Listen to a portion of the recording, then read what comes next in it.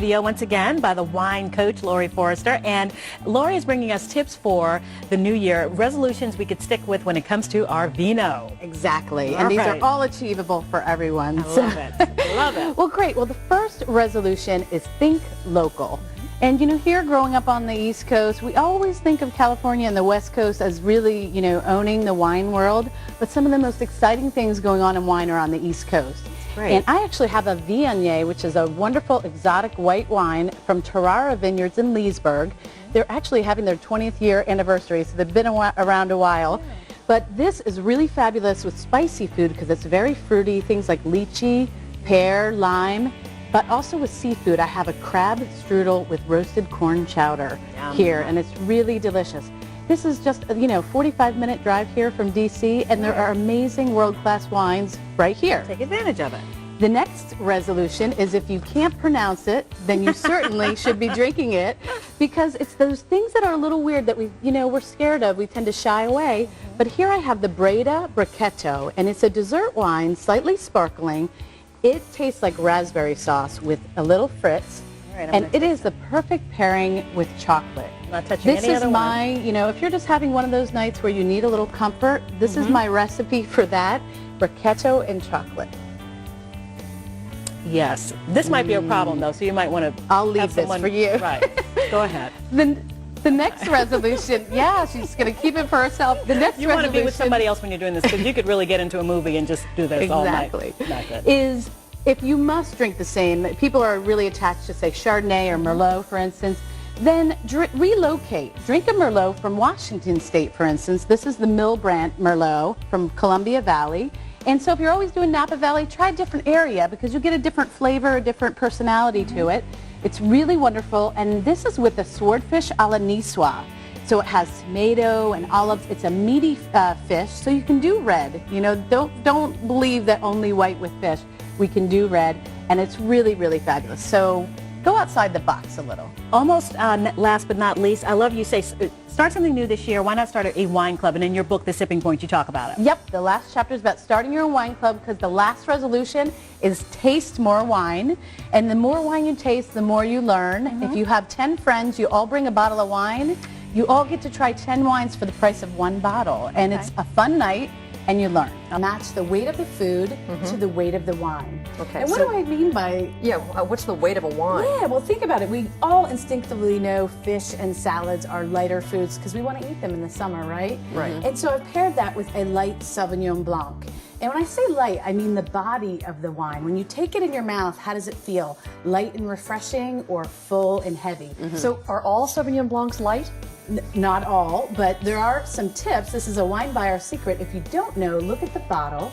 The alcohol percentages that are below 12% are in your lighter range. Okay. And then 12 to 14 in the medium, and then above 14, those are your full guys. I'd never heard that. Yeah, Okay. and then I have our 11% Pinot Blanc from a Maryland winery that's delicious with this light meal. But envision this, 3 glasses, skim milk, whole milk, and heavy cream. Think of how they feel in your mouth. The skim milk is light and refreshing, and then you move on up to the cream where it sits in your mouth.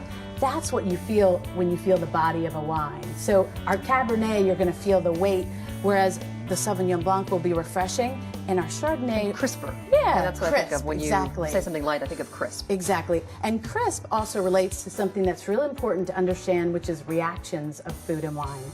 And it's the pucker factor. And you just said it, crisp. It makes you pucker like a lemon. Right. Well, when you have foods that have acidity, like our vinaigrette salad or the lemon sauce on our fish, you want a wine that also has that crisp pucker factor. Because the two really balance each other out really, really well. So, What are you serving with chicken? well, with the medium weight chicken, I served a medium weight Chardonnay from California. And the rule here, or the reaction here, I also want to talk about is grilled foods. And in the summer, we love to grill. So remember, smoky with oaky. When you have a smoky grilled food, you want a little bit of oakiness or smokiness in your wine. The two things meld together. So the sames really bridge. Please help me join Laurie Forster for the wine segment that we're doing today, and Laurie is the wine coach, and this is the book. It's called The Sipping Point, and if it comes to wine, you're going to have the answers, right? Absolutely. Well, you know, the book is meant to be a crash course in wine, the essentials, the practical things. If you're going out to dinner, how do you know what to order with what food? And I thought that would be a really great place to start. Lots of people have to take clients out, or you're out with a big dinner with the boss. You get the wine list and all of a sudden you're sweating, right? The number one tip I'm going to give you, first of all, when you get that list, because some of them are 50 pages long, you know, is my tactic, stall. Okay. I love that. All right. So order a sparkling wine, and here I have a Prosecco, and a sparkling wine is nice and light and goes with most appetizers. So it's a really great way to start. That way you have time to enjoy with your table and really take in the list, see what people are ordering so you can come up with a strategy for your wine. Okay. But let's say you figure out everybody's ordering something different. What's, you know, the overriding rule should be match the weight of the food to the weight of the wine. So for instance, light foods like fish and salad, you want to enjoy them with lighter wines. Like I have an Austrian white here called Gruner Veltliner. It's a mouthful to say. Veltliner. Gruner Veltliner. And in Europe, they just shorten it to groovy. Who doesn't want to drink a little groovy? Right. It's a nice, light, crisp wine. And what I mean by that, it's that pucker factor you might get from a lemon. So you get that little crisp finish. And that's a nice, light, medium weight wine for the fish. The other tip is that when you have that little acidity in your wine, that little sense of citrus, any food that has citrus in it will match up really nicely. The two will tone each other. I've never heard that tip before. Yeah. Okay, I'm sorry, go on. So light food with light wines. And then here we move to a more medium dish. Every menu has a roast chicken on there. I have an Oregon Pinot from Willamette Valley Vineyards. It's a light red. So it's in the medium range, and it goes perfect with the chicken. But you know what?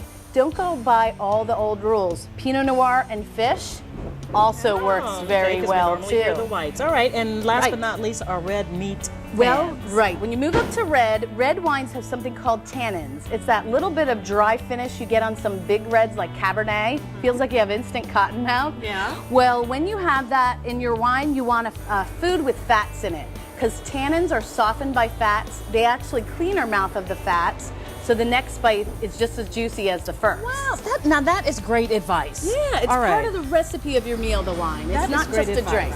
The first thing I brought is a sparkling Prosecco from Italy. It's the Rustico, yes, and it's from Veneto, which is just near Venice, like it sounds. Prosecco is the grape, and it's just like champagne in that it's bubbly and dry, but it's a little bit fruitier. So people even that don't drink wine as much really enjoy it. It's more softly sparkling, so it goes with a lot of foods, especially when you're starting out a party. It kind of puts everybody in a festive mood. Now, what I love that you did is you brought in 3 wines. You say they're all delicious. They are. It's a little early to try them out right now, but I'll take your word for it. But they're really affordable. They are. The Rustico Sparkling is only $16. Everything's under 16 or under, and you don't have to spend a lot. Just find good quality producers that really focus on, and this in Italy, you know, Veneto focuses on sparkling wine, so it's a great place to start. And you're talking about pairings with pasta this time. Right, and I love fresh pasta, but pasta is a pretty neutral food, and really the pairing depends on the preparation and the sauce. We have a ravioli, so now we're thinking of a heavier, right, because it's a filled pasta. We have ricotta and spinach in there, and it's in a butter sage sauce. So we want a little bit of a heavier wine. I have a Chardonnay from Sainsbury, so fuller bodied, sort of that heaviness in your mouth you feel, but it's also got a creaminess to the wine that matches with the creaminess of the sauce. So it's a bridge. It really brings it together. Brings the butter out, if you will. Yes, All right. yes, and even some stemless glasses for your outdoor party that you're having. Okay. We have a long fight at our house about stuffing.